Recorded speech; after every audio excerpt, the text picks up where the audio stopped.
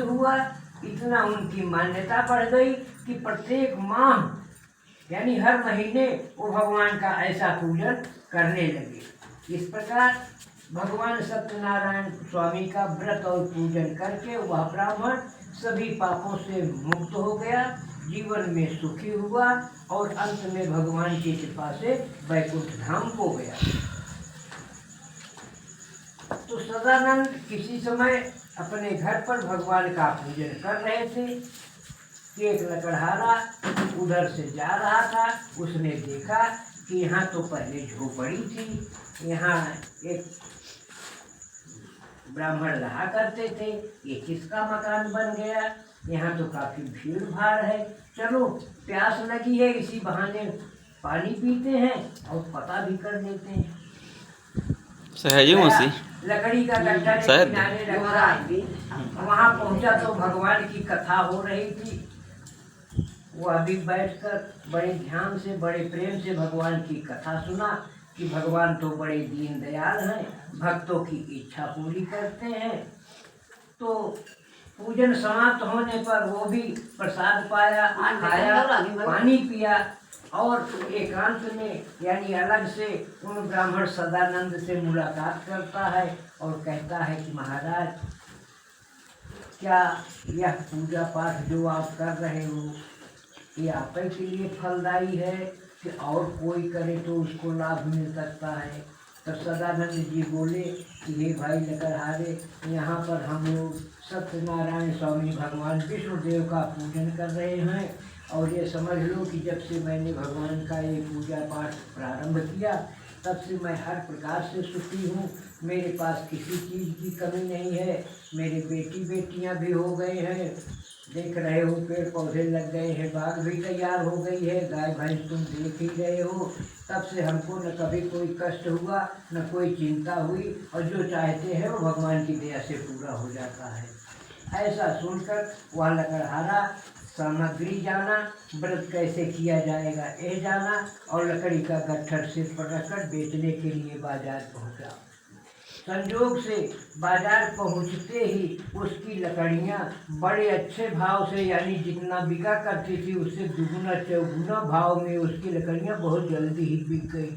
तब वो सोचने लगा कि मैं भगवान को याद कर रहा था, भगवान ने हमारे ऊपर दया किया और हमारे पास देखिए काफ़ी पैसा आ गया। उसी से उसने पूजन की सामग्री खरीदा, पके हुए फल, पूजन की सामग्री, शक्कर, घी, दूध, गेहूं का आटा, भगवान के लिए वस्त्र, यानी जितना उनको बताया गया था वो सब खरीद के शाम को घर आया। अपने पड़ोसियों को, अगल बगल रहने वालों को बुलाया, बताया और दूसरे दिन बड़े प्रेम से ब्राह्मण को आमंत्रित करके बड़े विधि विधान से भगवान श्री सत्यनारायण स्वामी का व्रत और पूजन किया। उस व्रत के प्रभाव से वह लकड़हारा धीरे धीरे धनवान हो गया, पुत्र पुत्रियां प्राप्त किया और इस दुनिया में बहुत दिन तक अनेकों प्रकार का सुख भोगते हुए जीवन बिताकर अंत में भगवान की दया से वैकुंठ लोक को चला गया। इति श्री स्कंद पुराणे रेवाखंडे सत्यनारायण व्रत कथायां द्वितीयो अध्याय। वृंदावन बिहारी लाल की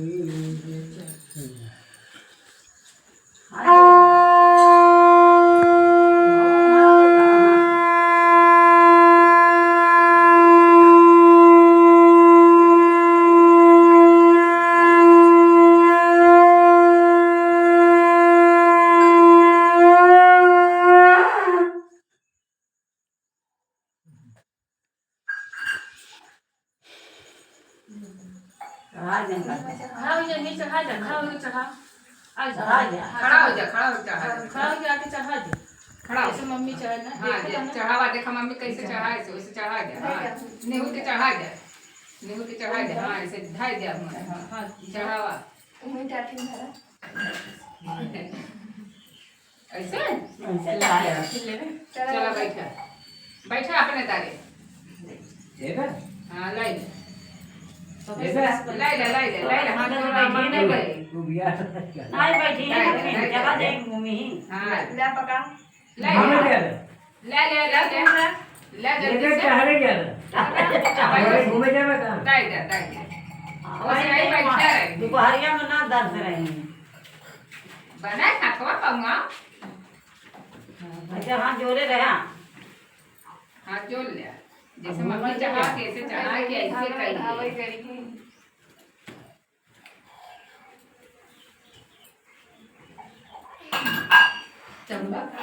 तीसरा अध्याय प्रारंभ कितनी होता पानी जी है आया ना घर ढीलवा मचा नैमिषारण्य में सौनक जी के आश्रम पर न्यावा सूत जी ऋषियों मुनियों के बीच कथा कह रहे हैं। उन्होंने बताया कि किसी समय उल्का मुख नाम था एक राजा का। वह अपनी रानी के साथ भद्रशिला नाम की एक नदी थी। उसी नदी के किनारे अपने सखा समाज के साथ भगवान की कथा सुन रहे थे, भगवान का पूजन कर रहे थे। तो साधु नाम का एक बनिया भी वहाँ पहुँचा, अपनी नाव को नदी के किनारे लगाया और जहाँ पर भगवान की कथा हो रही थी वहाँ जाकर वो भी बैठा। पूजन समाप्त हुआ तो वो भी प्रसाद खाया, पानी पिया और राजा से मिलकर पूछता है कि महाराज आप तो बहुत बड़े राजा हैं, अब और क्या चाहते हैं जिसकी वजह से यह पूजन और यज्ञ कर रहे हैं। राजा बोले कि हे श्रेष्ठ, सब कुछ तो है, सत्य कह रहे हो, लेकिन मेरे कोई संतान नहीं है। मैं पुत्र की कामना से सत्यनारायण भगवान विष्णुदेव का पूजन कर रहा हूँ। तब वो कहता है साधु बनिया, अरे महाराज हमारे भी कोई संतान नहीं है, धन दौलत तो बहुत है, लेकिन क्या करूँ।